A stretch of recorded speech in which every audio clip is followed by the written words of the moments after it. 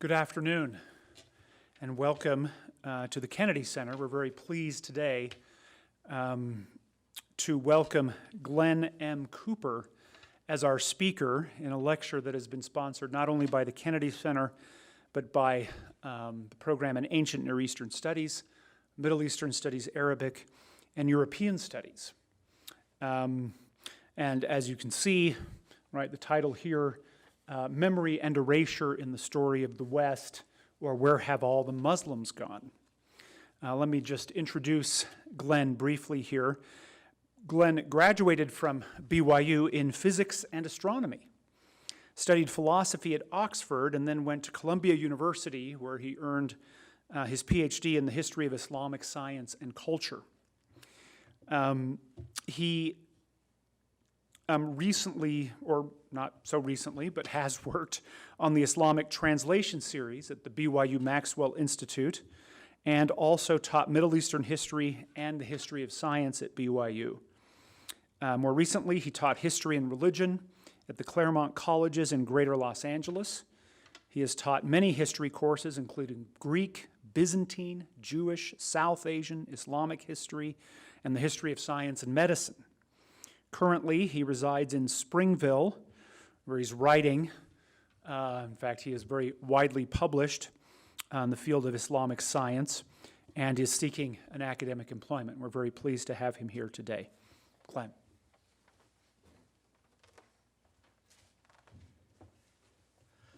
Thank you, Stan. Thank you so much. And I'd like to thank all of those institutions for featuring me and sponsoring me in this lecture series.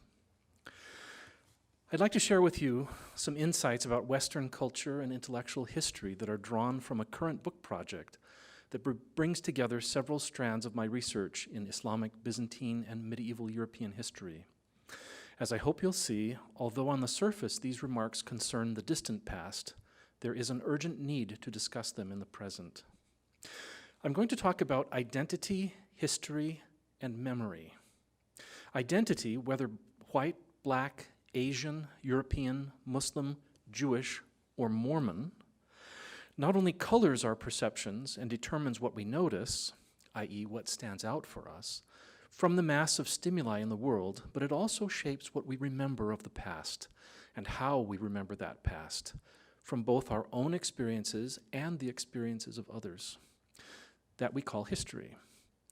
One of the goals of education, we hope, is that you will learn how to step out of the narrow concerns of your own identity and learn how to practice empathy, to try to see things from others' points of view, to see others as more than just non-belongers to your group who do not share your identity.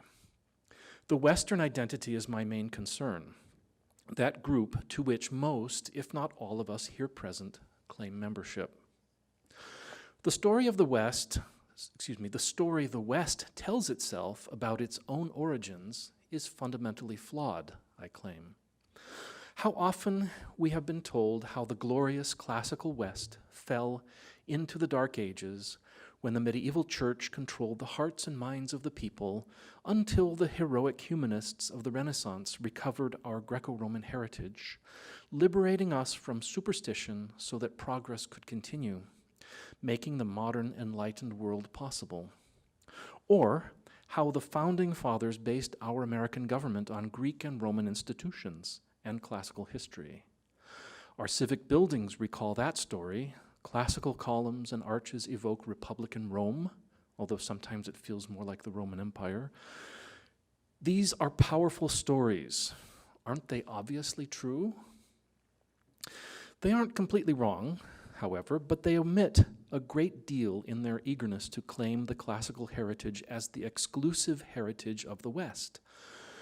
In the latter case, what about the Germanic traditions of democratic councils, the parliamentary system, trial by jury? These and other elements of our political system had no precedence in the classical world. In the former case, what about the vast influx of ideas and technology from the Islamic world that began in the 10th century and continued through the Middle Ages? The legacy of the Islamic world to the West is the main topic of my presentation today. which is still largely unknown or misunderstood, that legacy, that is.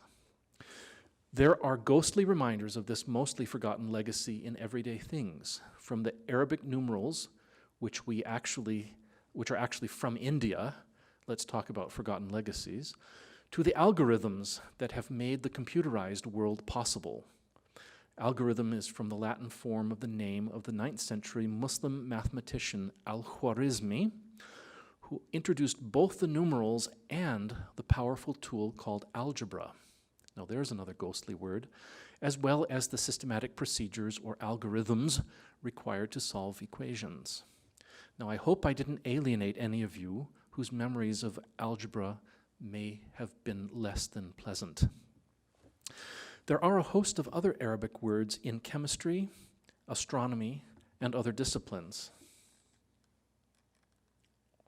From alkali, alcohol, to admiral, down to talisman, and even tobacco. And this is just a small sampling of such vocabulary words that are still found in English and other European languages. The problem becomes clear when we consider that a mere 500 years ago, the names of Avicenna, Averroes, Rhazes, Algorizmi, Albumassar, Alhazen, and many others were known to every educated person in the West. And they were discussed along with Plato, Aristotle, Ptolemy, Galen, and the rest of the Greco-Roman thinkers. Why is it that today one needs to take specialized college courses or do graduate work to know who these people were and what they contributed to global, let alone to Western civilization? We are rather content with the simple mythologized account of Western civilization as being a continuous entity extending directly from Athens and Rome to the present day. How did this erasure and distortion happen? And why is it significant for us to understand it today? In answering this question, I adopt a twofold approach. First, I shall briefly recount some of the ideas and inventions that Western civilization derived from the Islamic world, so that you can appreciate the magnitude of this debt. Then I shall explain how this has all been forgotten, or been all but forgotten. The key to this problem is Western identity and how it developed historically. I shall consider Western encounters with 3 civilizations and show how each encounter shaped Western self-conception. They are Judaism, the Byzantine Empire, and the Islamic world. The first 2 will be briefly covered to show how identity shaped memory as preparation to consider the main problem of where have all the Muslims gone from Western intellectual history. In brief, Islamic civilization was written out of the story during the Renaissance because a Greco-Roman heritage was a more appealing story than one that acknowledged any debts to Islam, which at the time was a religious, political, and ideological rival to the West. And that may be why this debt is hard for many to accept today, because Islam is once again held to be diametrically opposed to all of our enlightened Western values, namely reason, liberalism, freedom, and so forth. I shall then conclude by considering the ethical implications of Western identity and the cost of holding on to a distorted history. Noting how identity is a moral and ethical issue that concerns how we treat others, I shall call for an honest reassessment of the non-Western origins of our modern Western civilization and show how a genuine acceptance and gratitude for the diverse roots of modern society might contribute to a more peaceful and cooperative world. Wildly romantic, you say? Just wait.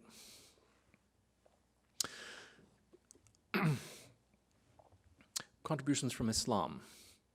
To begin with, I know of no other civilization that acquired the sciences as quickly and produced such brilliant work of its own in so short a time within a mere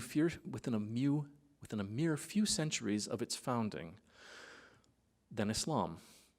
The fact that Islam was a religious society makes this all the more surprising, at least to moderns.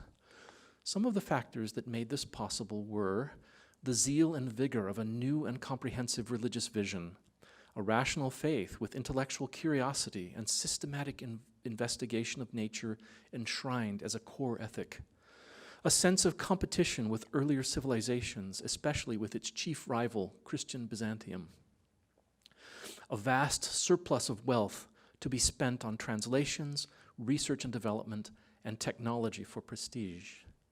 Furthermore, there was the religious need for specific sciences, cartography for determining the direction of prayer, and mosque orientation,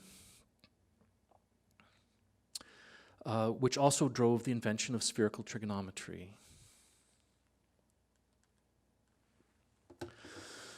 And the determining of prayer times all of this encouraged astronomical investigation. Additionally, there were many practical needs of a rapidly growing empire: mathematics for accounting, geometry for surveying, engineering for building bridges and roads, hydrology for irrigation projects, and so forth. All of these factors converged in the caliphate at Baghdad, beginning in the 8th century and lasting several centuries.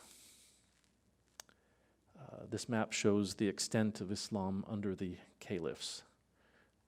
Here's Baghdad, and all of this is the caliphate at its greatest extent. Wealthy bureaucrats sponsored the translations of Greek works, which gave them an edge at court and helped them with their own investigations.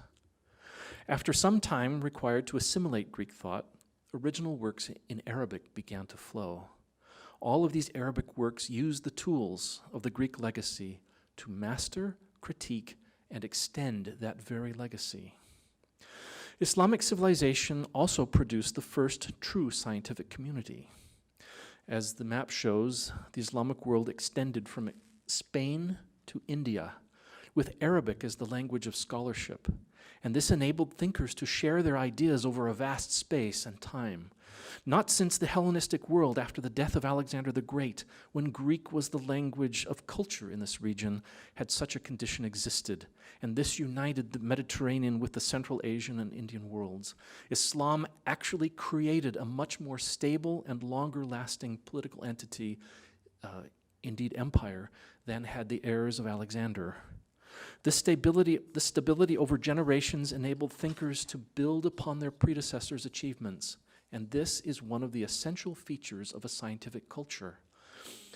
Additionally, Islamic law encouraged the wealthy to make bequests in the form of pious endowments, which supported mosques, hospitals, libraries, or observatories. Here's an example of two famous observatories that I'll talk about in a little bit. And this is one of the most famous research hospitals in Islam. Medicine especially flourished, improving upon the Christian institution of the hospital, which had been more like a hospice than a modern hospital. Muslim rulers created an institution of healing that more resembled its modern descendant. There, medical research and education took place in addition to healing, and medicine advanced beyond Hippocrates and Galen. Avicenna, or Ibn Sina, a 10th century polymath and one of the brightest thinkers of all time, published a systematic approach to medical theory and practice called the Canon of Medicine. This work was so useful that it became the main medical textbook in Western universities for about 6 centuries. That is a publishing success story if there ever was one. Another thinker, the 13th century Ibn Nafis, discovered the pulmonary circulation, the circulation through the lungs, centuries before William Harvey described the general circulation of the blood. Colleges, or madrasas, also took shape across the caliphate, and these supported faculty and students and promoted a standard curricula. These institutions resembled the somewhat later colleges of medieval Europe to such a degree that I suspect there was some connection. Lastly, as I indicated, astronomical observatories were established whose primary purpose was to determine the behavior of the planets through observation. in order to improve the mathematical models that were used to calculate planetary positions. This knowledge was needed for both astrology and medicine. The models required numerical parameters derived from observation. Once all of these parameters had been determined for each planet, the observatory became obsolete. A larger facility with the capacity to make more precise observations and improved mathematical models were the only way to improve practical astronomy. The observatory on the left is the Moraga Observatory, which I'll have much more to say about a bit later. It was located in northwestern Iran, and the one on the right is the surviving remnants of the quadrant, the observational quadrant of the observatory at Samarkand, established a couple centuries later.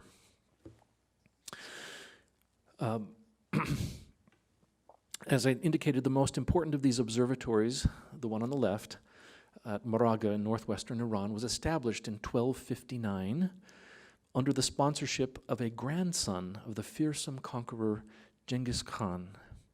There, a team of scientists and mathematicians, some even from China, labored to improve both observations and models. Islamic astronomers had realized that Ptolemy's models, though accurate for predicting, were physically impossible. A model should accurately describe and conform to reality in every way.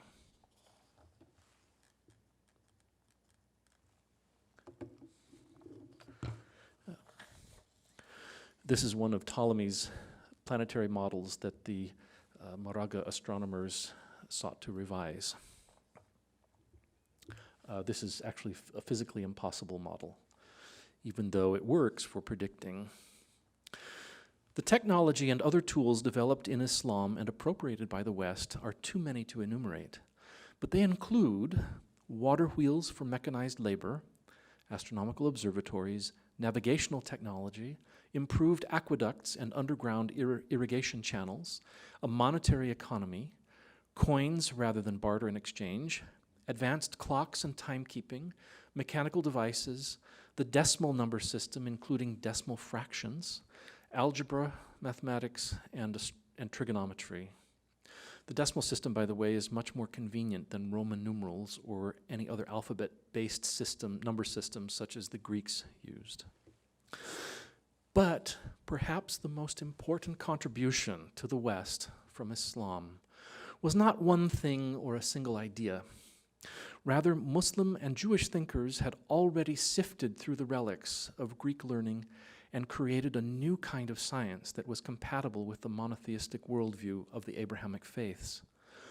All that groundwork had already been accomplished, i.e., the conflicts and obstacles had been removed or reconciled before medieval Christians even began to study the Greco-Arabic tradition. You need to understand that the pure Greek thinking of Aristotle and Plato is incompatible with the monotheistic doctrines of Christianity, of the Abrahamic faith of Judaism, Christianity, and Islam. And so the Muslim thinkers smoothed all that out and reconciled and simplified the Greek tradition, not simplified, but reconciled. It made it a more powerful tool. Muslims had assembled fragments of Greek thought into a powerful tool for investigating nature, improving upon Aristotle, Ptolemy, and Galen.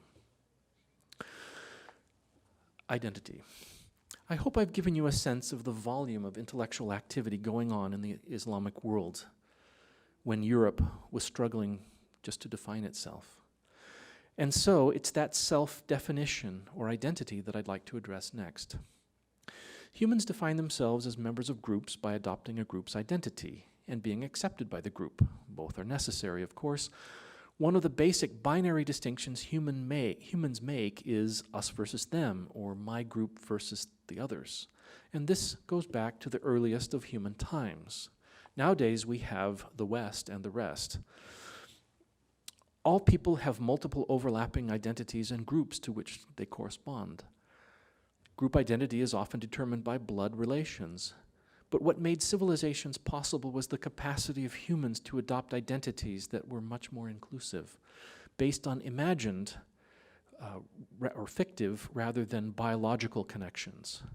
The great empires or the modern nation-states would not have been possible without most of their citizens feeling that they belonged to some pan-tribal identity, not based on blood relations, such as the Roman Empire or the Islamic Caliphate or Christendom or the American Republic, or for the present company, the Church of Jesus Christ of Latter-day Saints, which has brought people from every ethnic origin together into a family of God's children, of brothers and sisters without literally being of the same family.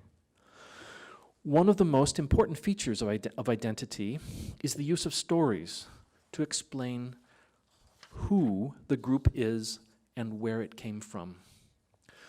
These are usually mythologized, not false, but simplified for easy teaching, memorizing, or even reenacting in the form of ritual. They are based in truth, just a highly selective truth. For example, the simplified version of the American Revolution, with the virtuous, freedom-loving Yankees pitted against the evil, decadent, and oppressive British Empire. Or the tale of the Pilgrim Fathers founding the first American colony at Plymouth, rather than Jamestown, which was founded several years earlier, or the Spanish and Portuguese, who had been to the Western Hemisphere much longer, but the latter were Catholic, and so they don't count in our Protestant story. And Jamestown doesn't count because it wasn't a religious colony. Or the myth of the Greco-Roman origins of Western civilization, which concerns us here. Such stories help to define one's identity. What does it mean to belong to Group X and to be part of its history? And how does Group X see others, the non-Xers? If the group feels threatened, the others are characterized or even demonized as evil and dangerous. Some examples of this are the Roman barbarians at the gate, the Aryan Germans versus the Jewish pestilence in need of eradication in early 20th century Nazism, and the West versus Islam in our own day. So, in summary, the Muslims were erased and forgotten from the story of the West because an origin story that described Greece and Rome as the cultural ancestors of Western Europe was more politically correct. Western identity. Identity is tied to specific times, peoples, and places, and must be examined historically within those contexts. To claim that our Western identity has been a continuity that originated in the ancient Greek world and has persisted since then is flawed, of course. Some authors see the supposedly fundamental East-West division that exists today as having originated during the Greco-Persian Wars, as described by Herodotus. Here we have the freedom-loving, virtuous Greeks were victorious against an evil, grasping, corrupt, and despotic Persian Empire. Rather, Western identity is useful to us today for reasons that are very much a product of our own time. Yes, we may trace the origins of this identity and claim Greece and Rome as contributors to it. But if we do that, then we must also acknowledge that Islam and all the other sources of our culture, we must acknowledge them as well, or at least admit to why we would choose to exclude them from our story. And that would itself be part of our story. Oh, we don't want Muslims in our intellectual genealogy because they're not how we see ourselves. Their civilization is religiously fundamentalist, anti-reason, the breeding grounds for terrorism, etc. That has nothing to do with us. Perhaps you can see the anachronism here, using our present dislike of Muslims or Islam and projecting backwards, as if Islam were some static, unchanging essence. In reality, medieval Islam was perhaps the most rational and literate society on earth during its heyday. The great English historian of the fall of Rome, Edward Gibbon, even though as a typical Enlightenment thinker he disliked religion as superstitious and dangerous, after all he blamed the fall of the Roman Empire on Christianity, still he respected Islam for its rationality. Also, please note that Gibbon dated the fall of the Roman Empire to 1453, when Constantinople fell, not 476, with the fall of Rome. Excluding the Jews. One major distinction between groups that served to define the evolving Western identity was to exclude the Jews. A major change occurred to the classical form of the Western identity when the Roman Empire became Christian in the 4th century, with the conversion of Constantine. Now, to be a Roman was to be a Christian. To be a Christian meant to be a non-Jew, in the sense that Jews had failed to accept Jesus as Messiah, but remained stubborn in their ways. However, many Christians did not accept the official policy of separation from Jews, with whom they lived and did business. The Jews were their neighbors, their friends, their colleagues, their associates. There are medieval reports of Christians hiring Jews to bless their crops, or of Christians attending Jewish services and festivals because of their beauty. They were more fun than some of the Christian equivalents. And, shudder, of intermarriage. And there was the ever-present danger of Christians being seduced by Jews and converting to Judaism, leaving the truth behind. Back then, apostasy was considered treason against the state, punishable by death, because one's religious and political identities were so closely linked. The Emperor Justinian's 5th century code of law prescribed death to Judaizing Christians, for example. Today we think that capital punishment in Islam for apostasy is barbaric, but we ought to know that Christendom followed a similar practice for much of our history. For the church, the Jews should be converted like everyone else, but if they refuse, they must be forced to remain in a state of squalor as a reminder to everyone of the consequences of rejecting Jesus. And they must be separated from Christians in order to prevent mixing of peoples and thus confusing identities. This led to the ghettos. One of the main reasons for the tragic expulsion of the Jews from Spain in 1492, as stated in the Alhambra Decree, was the fear that Jews were seducing good Christians away from the truth to indulge in Jewish practices. So, Jews were a part of the West's narrative and necessary for the West's self-definition in a negative way. They are what we are not, what we have rejected or superseded. The Byzantines. Now let's consider another parting of the ways in the course of the developing Western identity, the Byzantines. These people were the continuation of the Roman Empire in the East, in unbroken succession from Augustus down to 1204, when the empire was conquered by Venetians and Crusaders, with a coda from 1261 to 1461. Why then do we not refer to the Byzantines as Romans, as they did themselves? No Byzantine would have recognized the term Byzantine applied to them. It would seem that if the West is so keen to claim Rome as its ancestor, then the Eastern Roman Empire should be held in high regard, and yet we don't even use its proper name. The problem is that Byzantines were rejected because their form of Christianity, Eastern Orthodoxy, was considered to be heretical. Their people too Eastern, and they didn't follow the Pope in Rome. The term Byzantine, which is also a negative term in our language for a complex and devious bureaucracy, was promoted by French scholars 3 centuries ago who thought that the subjects of their study were too foreign, having deviated from classical Rome, to be called Roman. However, the Byzantines were just what the West had been, a Christianized heir of the classical Roman Empire. However, in terms of Western identity, they were what we are not. So, we've been talking about 3 civilizations, each of which may legitimately be considered an heir to the classical heritage of Greek and Rome. That is, the Byzantines, the Muslims, and I suppose even the Jews. In the Middle Ages, the rift between West and East grew greater, with the Crusades spelling the end of Byzantium. The Byzantines were too sophisticated to be trusted by barely literate provincial Western crusaders. They were demonized and abandoned to the Turks by the West. Yet, Renaissance humanists profited from their Greek manuscripts and the fact that there had always been a living tradition of Greek scholarship in the Byzantine world.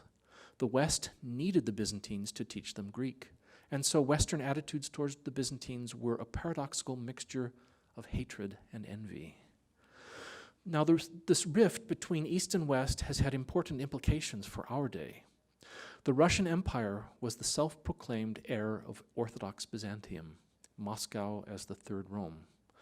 Much of the mutual antagonism and distrust that began in the Middle Ages still persists and was manifested in the Cold War as well as in the present. This is in spite of Pope St. John Paul II's good-hearted efforts to apologize for the destruction of Constantinople and the Eastern Empire at the hands of the Christian Crusaders in 1204. Enter the Muslims. The previous two cases have concerned the religious dimensions of the Western identity. The West has thought of itself as representing the only true form of Christianity and the only true heir of the Hebrew prophets and patriarchs, as well as the only legitimate heir of Greece and Rome. Likewise, the clash with Islam and its effects on the Western identity concerned religious legitimacy. As in the Jewish case, both Christendom and Islam competed to be the legitimate heir of the Abrahamic prophetic and monotheistic tradition. However, Islam presented a far more serious threat than Judaism ever could, involving vast empires, conquest, and a superior culture. When Islam first appeared on the scene in the 7th century, Christian observers could not grasp it, and some of them even considered the Prophet Muhammad to be a Greek heretic and a schismatic. Even Dante in the 14th century held the latter view. When the Islamic conquests were in full sway, Christian armies faced the seemingly invincible Muslims. They wondered why God was favoring these infidels who had perverted the truth. Some concluded that God had sent the Muslims to punish Christians for their lack of faithfulness to the church, or, as in the case of the Byzantines, to punish them for their veneration of icons, which many considered or condemned as idolatry. The rapid conquest and the subjugation of millions of Christians from lands formerly under Roman Christian control created great fear. In the East, the Byzantines were largely the cultural equal of Islam. In the lands of the Catholic West, however, much of the Roman civilization had been lost. There was no access to Greek literature and philosophy. There was a loss of most of the Roman technology, and there was a descent into the chaos of the early Middle Ages, when survival against new barbarian foes like the Vikings and the Magyars, as well as poverty, resulted in a comparatively low level of civilization. To Westerners at that time, to the Western Europeans at that time, Islamic civilization must have seemed almost superhuman.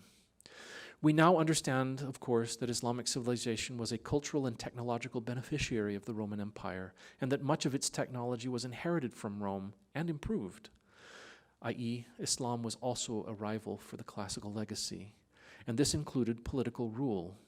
This may be seen in the Ottoman Turkish Sultan Mehmet II's assumption of the title Emperor of Rome on his capture of Constantinople in 1453. Comparative backwardness. Having earlier recounted the high level of Islamic civilization, you may now appreciate how, comparatively speaking, 10th century Europe was vastly inferior to it on all counts, but especially where science and technology were concerned. By then, the Islamic Caliphate was in decline, however. What had been a vast empire stretching from the Atlantic to India was fragmenting. Islamic identity and institutions still prevailed in these territories, but the centrality of Baghdad as the center of the caliphate was mostly only ceremonial. In spite of that, however, science and technology still flourished in the regions governed by Islam and Arabic literary and intellectual culture.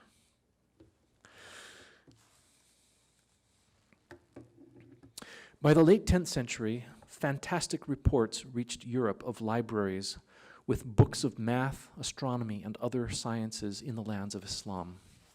Arabic astrolabes began to make their appearance in the West, but no one knew how to use them.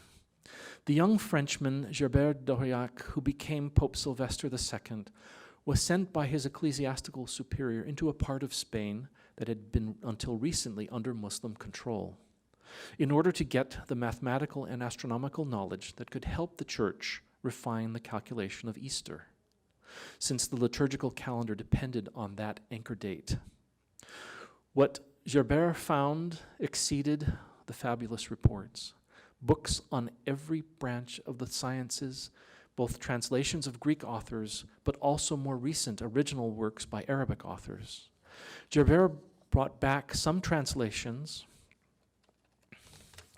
and knowledge, but more importantly, he inspired a movement of European scholars to travel to Spain and search through captured Muslim libraries themselves, especially in Toledo, for whatever science they could find. And there was a ton. Eventually, this grew into organized translation efforts, both in Toledo and later, under Norman patronage, in Palermo, Sicily. When Gerbert returned home, however, his vast knowledge was so far above his benighted contemporaries that rumors spread to the effect that he was in league with demons, since how could any mortal person have acquired such knowledge? After his death, there were even reports of ghostly and demonic sounds emanating from his tomb. As more Arabic texts became known, European thinkers were increasingly aware of their own intellectual poverty, the poverty of their own culture, while simultaneously coveting the intellectual wealth of their Muslim rivals. The abundance of the Arabs compared with the poverty of the Latins is a recurrent theme in the prefaces to their translations. Several 12th century Latin thinkers expressed their views on this issue. Plato of Tivoli, who died in 1146, stated that the Arabs have all the great authors, both ancient Greeks, but also their own thinkers. Moreover, not only do we Christians not have a single author to match these Arabs, but instead of books, we have nonsense, foolish dreams, and old wives' tales. In astronomy, Petrus Alfonsi, died 1130, a Jewish convert, urged his fellow Christians to abandon the old Latin astronomy of Macrobius and to welcome the new doctrines from the East, which were based on fresh observations. The Englishman Adelard of Bath, died around 1152, who traveled to the East in search of Arabic knowledge, wrote that it was the new logic and the emphasis on personal observation that made Arabic authors superior. He compared the rational and progressive Muslim culture to his own, which he says was led by authority like dumb beasts wearing a halter. Gradually, however, Latin thinkers gained confidence and were able to engage with and critique the Arabic authors, even as they employed their ideas in their own projects.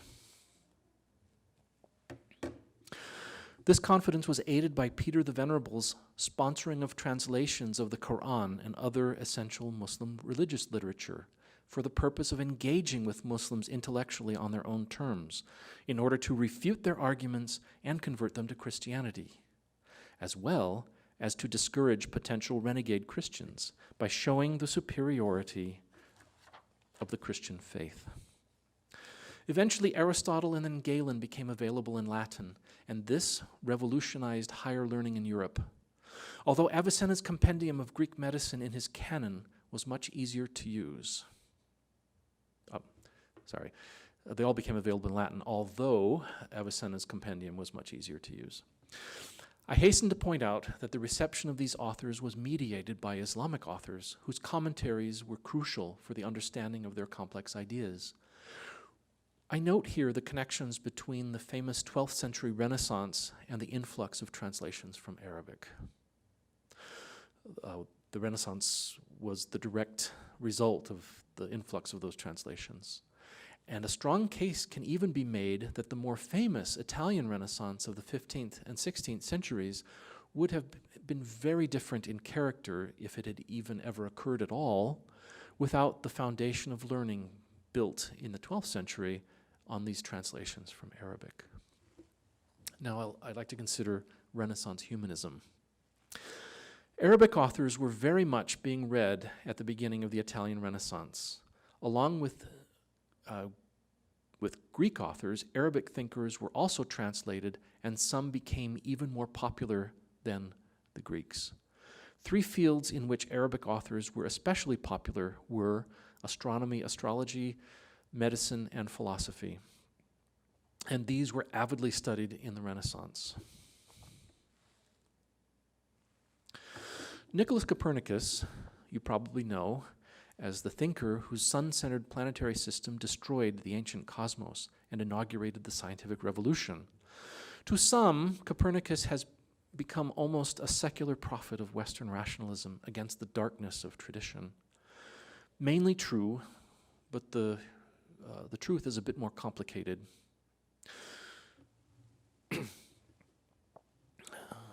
To paraphrase Oscar Wilde, the truth is rarely plain and never simple.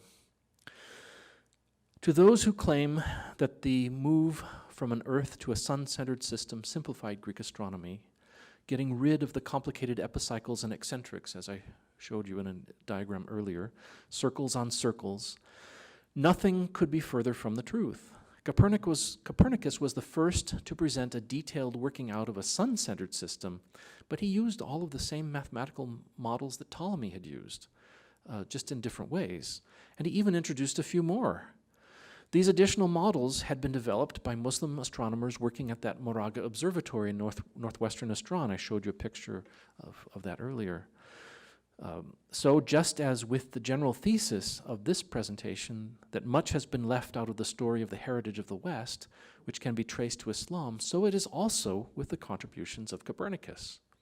And just as this restored genealogy of ideas does not detract one bit from the achievements either of the West or of Copernicus, it does present a more honest and ethical view of the Western intellectual heritage.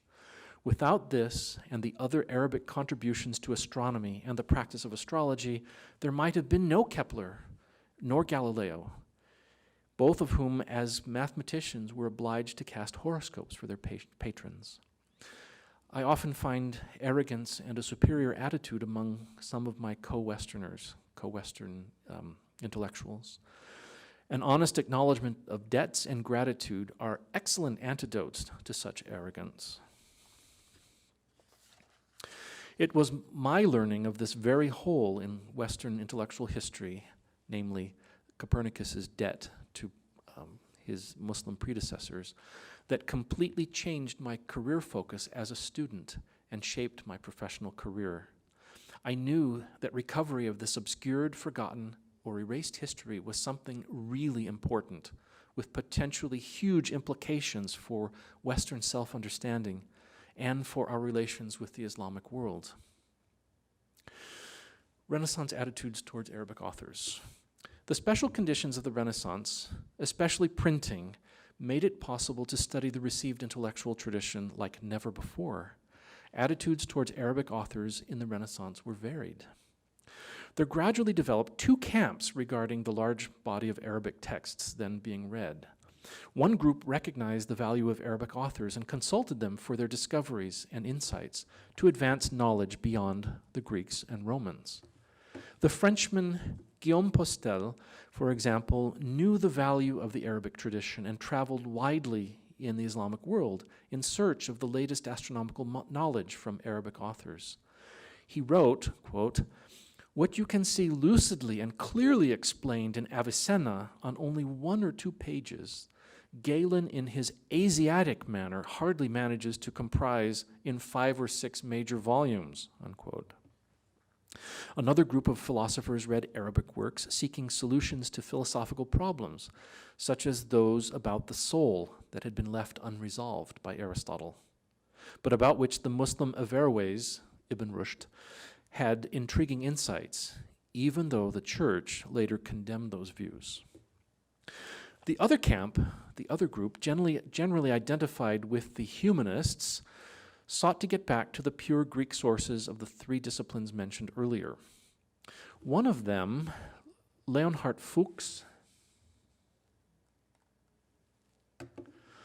1535, expressed his opinion of the Arabs, quote, "One cannot find anything in the Greeks which is not pure and learned, which is not refined and created with the highest perspicacity.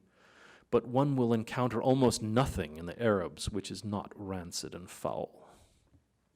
Another, Niccolò Leoniceno, sought to purify the medical tradition of Arabic corruption, which meant discarding the Latin translations of the Arabic translations of the Greek, which he dismissed as utterly corrupt, as well as the Arabic commentaries, and reading the unmediated Greek texts instead. Ironically, however, most educated people couldn't even read Greek during the Renaissance, so the Greek editions prepared by the humanists had to be translated into Latin for them anyway. All of these layers of translation would seem to have had a high chance of muddying the waters. However, in the course of transmission, new insights and discoveries were made, especially significant in the empirical sciences such as medicine. These are the accretions which the first group avidly sought after and which the humanists wanted to discard as junk, and thus throw away nearly a millennium of potentially useful scientific insights. Additionally, the humanists promoted the story that Western civilization has its true roots in the classical world, and that the backwardness of the previous Middle Ages, by which they meant mainly the scholasticism of thinkers like St. Thomas Aquinas, who asked trivial questions like, how many angels can dance on the head of a pin, was caused by uncritical reliance on corrupt translations and misguided Arabic commentators. By that point in time, during the Renaissance, during the time of the humanists, Islam was mostly represented in the Christian experience by the Ottoman Empire, which had conquered the remnants of the Byzantine Empire with alarming rapidity, establishing its own imperial capital at Constantinople after conquering it in 1453, an event within the memory of early humanists. Once again, Islam was regarded with fear in the West, but not this time with envy of its technology and science. For one thing, the Ottomans had very little of cutting-edge science and technology, unlike earlier Muslims, and they, like the Romans before them, were a practical people, outstanding in legislation and administration. The West, at the time enjoying a booming economy, widespread education, and literacy, had the self-confidence to dismiss Islam as a serious intellectual rival, while feeling the need to defend itself militarily. Identity again. We Westerners are the people of progress. Islam is backward and has produced the despotism and arbitrariness of Ottoman rule. Conclusion. I've tried to make a case that our Western identity is flawed because of major holes in its origin story. So what? I can almost hear some say. What does that matter? Isn't the Western story, even if mythologized, a more productive one for our world because it promotes progress, control of the environment, capitalism and profit, etc.? My answer is that adopting and living an identity is an ethical matter, because identities tend to divide people rather than to bring them together. There is nothing inherently wrong with identity per se. After all, it seems to be a necessary part of human existence. But we should wear our identities responsibly because they profoundly affect the way we treat other people. In fact, I think that the only way that we can have our Western identity and still reach out to others or to be part of a larger world community is if we don't take that Western identity too seriously. I mean, we must allow ourselves to be at least slightly vulnerable, to admit that we owe to others some of the greatness of our cultural and intellectual tradition. Remember, identity is not something we're born with. It has no biological basis, but is a product of time, place, society, and even political concerns. Let me consider a case close to home for many here today. How should Latter-day Saint people view non-members, i.e. those without the Latter-day Saint identity? If we look at non-members as potential converts and see nothing else, then we miss the richness of their lives and fail to become true friends with other people. There is something manipulative about that view. I suppose that everyone is a potential convert in some trivial sense, but people are so much more than members of any particular religious sect and deserve to be treated that way. One important step would be to educate people without omitting the Muslims from our story. We Westerners would be healthier and more robust if we accepted the full and diverse history of our origins. Many psychotherapy approaches encourage patients to discover and accept the truth about themselves, whatever they may have done or had done to them. The greatest therapist of them all said, "You shall know the truth, and the truth shall set you free." That is the surest step toward a free, responsible, and mature approach to living. To hide the truth or not to confront it squarely leads to unresolved issues and unhealthy relationships. The recognition of a problem with the Western narratives about the Islamic East is not new, of course. A generation ago, Edward Said, in his ultra-influential book Orientalism of 1978, presented a case that the West has systematically understood the East in distorted and manipulative ways for its own pleasure and profit. And this he called Orientalism. And the misunderstanding has been perpetrated on the East by the West from the time of the Greco-Persian Wars and extends into modern colonialism and even current policies towards Islamic countries. However, it is difficult for me to see how Greeks fighting for their freedom against Persian invaders in the 5th century BCE has anything to do with 20th century European colonial rulers administering Palestine or India, except perhaps in the sense that I've been talking about in this paper as a product of the Western identity that has looked down on or distorted or manipulated Eastern peoples. The work has come under severe criticism for making sweeping generalizations and missing important historical data that disproves his grand theory. Now, whatever one may think of Edward Said, the literary critic who played fast and loose with historical facts, he did open a serious discussion which invites us to consider the people of the East on their own terms and invites us to reassess our own identity commitments insofar as they are connected with our conception of the East. Lastly, a more recent attempt to educate the public about Muslim contributions to world science is the traveling exhibition called 1001 Inventions. This exhibition presents visitors with a host of inventors, scientists, inventions, and discoveries in a very user-friendly environment. Much or all of what they see there is new to most people. While this effort is laudable, some have criticized it for its superficial discussion, its treatment of history, and for exaggerating Muslim contributions, as well as pleading its case too loudly. Now, I'm an advisor to this project, which is based in Manchester, United Kingdom. However, 1001 Inventions has responded to constructive criticism, my own and that of others, and remains a useful way to inform the Western public about this part of their heritage. It may be the best way to reach a public, most of whom may never read a book about Islam, let alone about the transfer of Islamic knowledge to the West in the Middle Ages. I've introduced you to a part of our Western heritage that you may not have known much about, and I hope I've been persuasive about how urgent it is for us today to understand it and talk about it honestly. What you do with this knowledge now is up to you. Thank you.